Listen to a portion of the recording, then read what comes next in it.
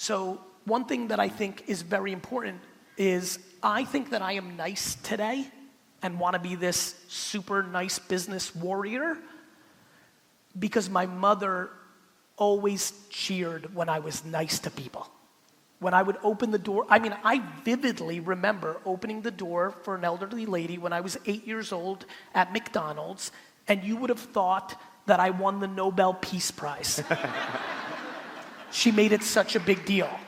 And I think if your child, one of the biggest reasons so few people are entrepreneurs is because parents focus on giving kids accolades on grades in school, which only trains them to become workers.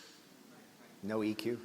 It's not an EQ thing. Plenty of good students have good EQ. It's training your child when they're a young animal that you get validation by somebody else who makes a subjective opinion every 30 days, which is exactly how you become an employee. Right? So if you are fortunate to, this is a fortunate thing. I think we haven't gotten to beauty privilege in society yet, but you want to talk about real privilege? Look how handsome and gorgeous people live life, right? If you have a child like that and you are reaffirming their outward appearance, they will become incredibly insecure later in their life. Money in the bank. If one believes that their validation comes from their physical appearance, they become vulnerable, right? If sports is what is their validation, when they can't get to the highest levels, it becomes a demise. So I think what we need to focus on, both for children and definitely for employees, which is why I think we have great culture, focus on people that show humanity. Cheer kindness.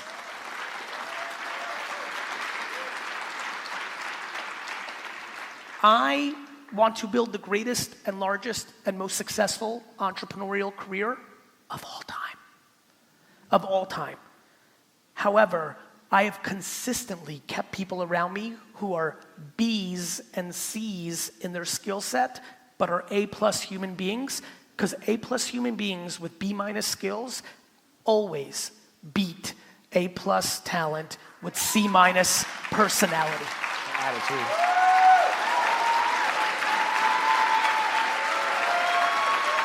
Spirit fingers? Is that what y'all want, spirit fingers? Many leaders' biggest vulnerability in the room is that the best salesperson on their team is a dick face and they haven't fired them yet. Many. Because when you're in a sales business, it's hard to take off that number. What they don't realize is that number is actually affecting all 9 other people's numbers, and if you eliminate that, the other 8 will make up for it and then some. But do you have the courage to fire your top earner even though they're undermining everybody else? Do you have that courage? Do you have the humility to take a step back for a year and do less revenue because you had to fire asshole Arnie? Do you have the stomach and the fire in your belly still when you fire asshole Arnie? You might have to get back on the field and carry shit for 6 months, or do you like golfing so much now? These are the questions that we have to ask ourselves.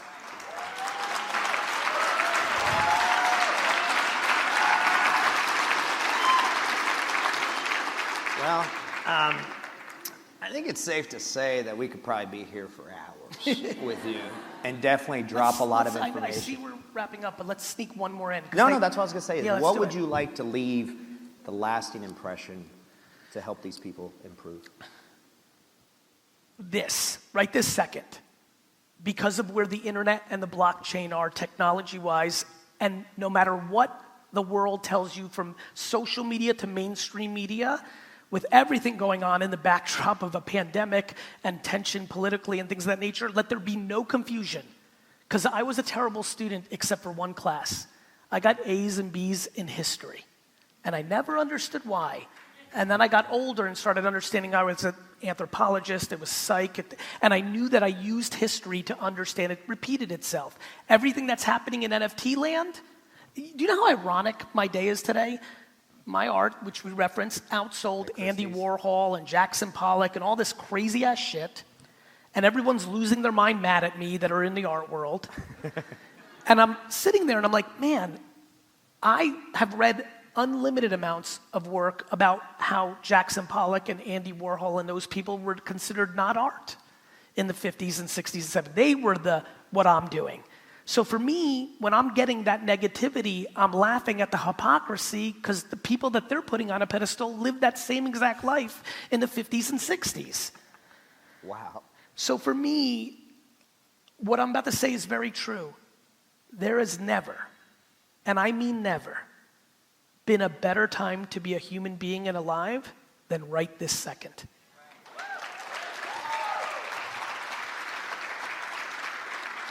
It's the truth. People talk about it used to be simpler. You're going to be blown away. You can make it really simple. I love how people are like, I hate this stuff. Then throw your phone away. I mean it. You are fundamentally in control. You just are. And so what I want to say is we should stop talking out of our ass. That'll help. And what I mean by that is people talk a lot and complain about a lot of stuff, but I want to remind you, the only people you're tricking are the people you don't want to be tricking.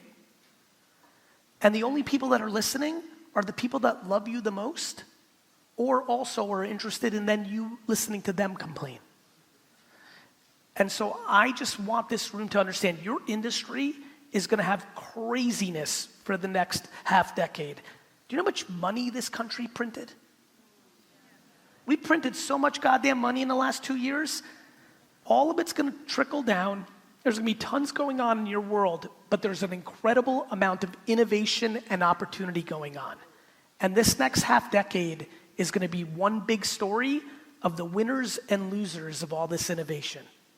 My great preference is that you take the motivation, the intrigue of this conversation tonight, and decide to really dig in deep to what's actually happening in the world of communication, because communication dictates everything, and communication is happening on your phone. And if you can become a good storyteller in those environments, and you take the gray, the emotional stuff we just talked about the last 30 minutes, how to be a good leader, how to be a good friend, how to be a good person. You combined the details of how to win on the internet and content and the details of how to be the best human you can be. I promise you, you will be flabbergasted by the opportunities that will come in front of you.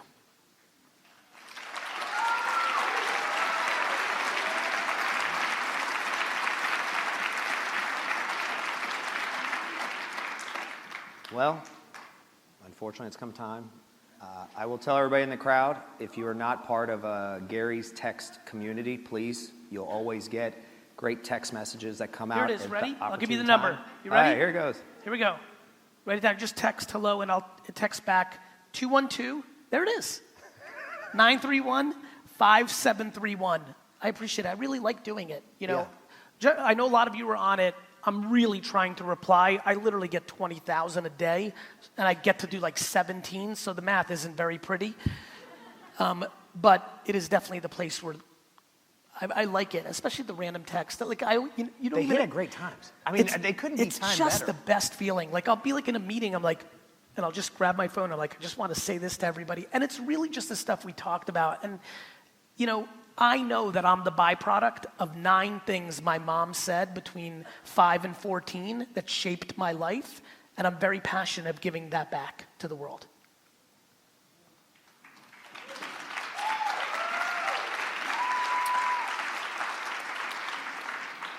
Well, Gary, thank you. Thank you on behalf of everybody. Thank you on everything. I know the audience is extremely grateful, and I think this is more things to come, and you've definitely enlightened and lifted up the culture here. Thank you so much, Gary.